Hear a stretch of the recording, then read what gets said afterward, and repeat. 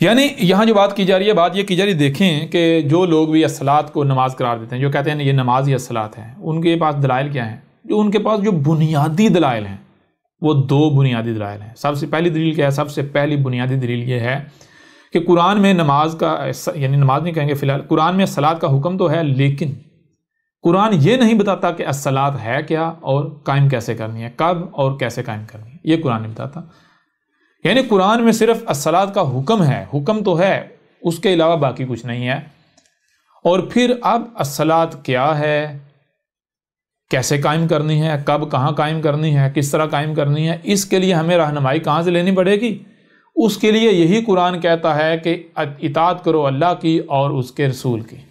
तो कहते हैं जी अल्लाह की इताअत तो हो गई कुरान में अल्लाह ने हुक्म दे दिया सलात कायम करो, ये तो होगी अल्लाह की इताअत। अब रसूल की इताअत करनी है, तो रसूल की इताअत कैसे होगी कि अस्सलात क्या है और कैसे कायम करनी है, कब और कहाँ कायम करनी है, कितनी कायम करनी है, किस तरह कायम करनी है, ये अब हमें रसूल से पता चलेगा। अब रसूल की बात माननी पड़ेगी।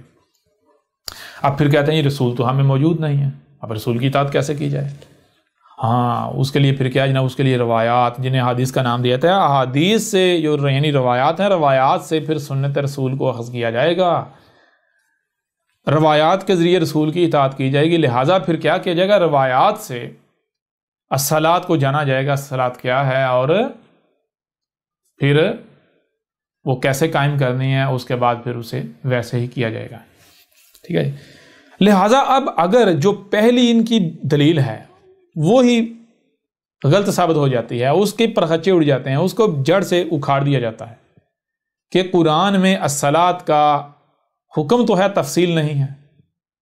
यानी अगर कुरान से अस्सलात की तफसील मिल जाती है, मुकम्मल तफसील मिल जाती है, तो फिर नमाज बेबुनियाद और बातिल साबित हो जाती है या नहीं?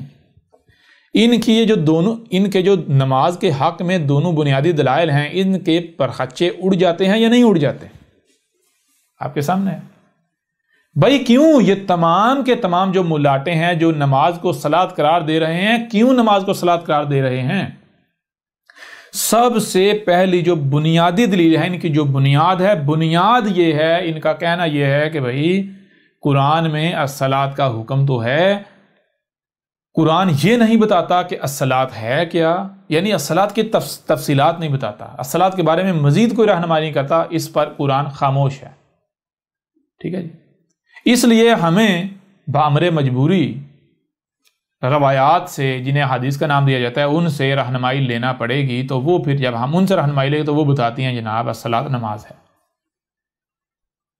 अब अगर कोई इनकी इस बात को गलत साबित कर देता है, अगर कोई ये साबित कर देता है कि ये जो तुम कह रहे हो कुरान में नमाज अस्सलात का जिक्र तो है और कुरान किसी तफसील से खाली है, ये बात बिल्कुल बेबुनियाद और झूठी है, बातिल है, गलत है, और वो ना सिर्फ ये कहता है बल्कि इसे साबित भी करता है। मतलब ये कि वो कुरान से, हाज़ल कुरान से, इस हाज़ल कुरान से अस्सलात क्या है इसकी तफसीलात खोल खोल कर सामने रख देता है, वो साबित कर देता है। तो साबित कर देता है कि कुरान में अस्सलात के ऊपर मुकम्मल तफसीलात मौजूद हैं।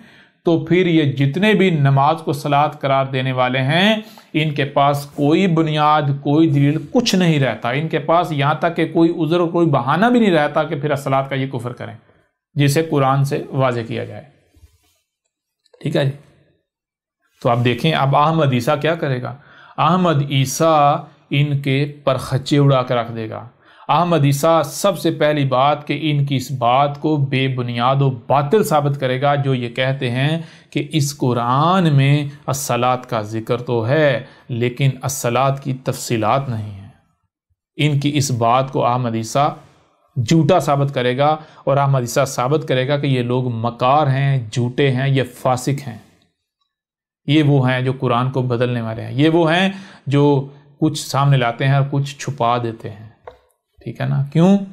क्योंकि अगर ये ऐसा ना करें तो इनके पेट नहीं भरेंगे, इनकी दुकानदारियां नहीं चलेंगी, इनके रोजी के अड्डे बंद हो जाएंगे, ये लोगों का माल कैसे खाएंगे, लोगों के अमवाल कैसे लूटेंगे, जुब्बे कुब्बे कैसे पहनेंगे, इतने बड़े जो पेट फुलाए हुए हैं, अगर इनका चेहरा ढांप दिया जाए तो ऐसा लगता है जैसे हामला औरत है, अभी डिलीवरी होने वाली है।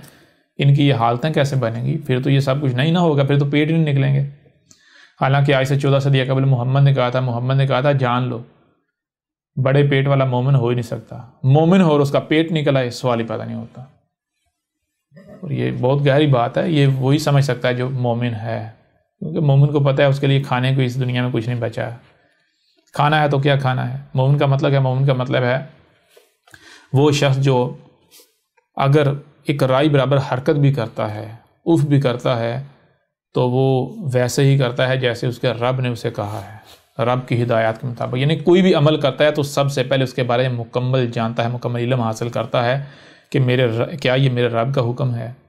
अगर मेरे रब का हुक्म है तो फिर ये कैसे करना है मैं रब से पूछूं, बिल्कुल उस तरह करूँगा जैसे रब चाहेगा, जैसे रब ने कहा, जैसे रब का हुक्म है।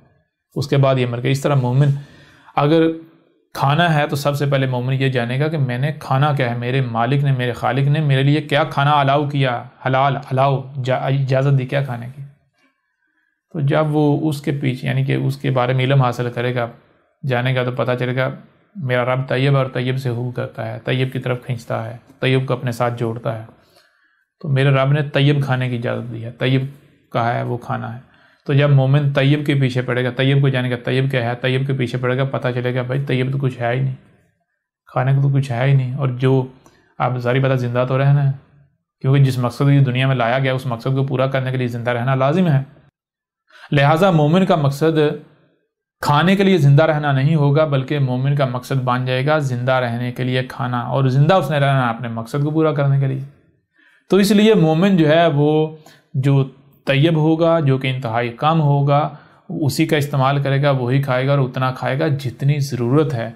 जब ये ऐसा मोमिन करेगा तो ज़ाहिर पता पेट कहाँ बढ़ेगा, सवाल ही पता नहीं होता, पेट भरे सवाल ही पता नहीं होता। बहरहाल ये अलग मौज़ू, इसके ऊपर जो है वो बाद में आएंगे। लेकिन यहाँ जो बात है, यहाँ बात जो हम कर रहे हैं वो ये कि अगर कुरान से जो यानी कि ये जो कहते हैं कि कुरान में सलात का हुक्म तो है, उसकी तफसीलात नहीं है, इस वजह से हम जो है रवायात से हमने सलात की रहनुमाई हम लेते हैं।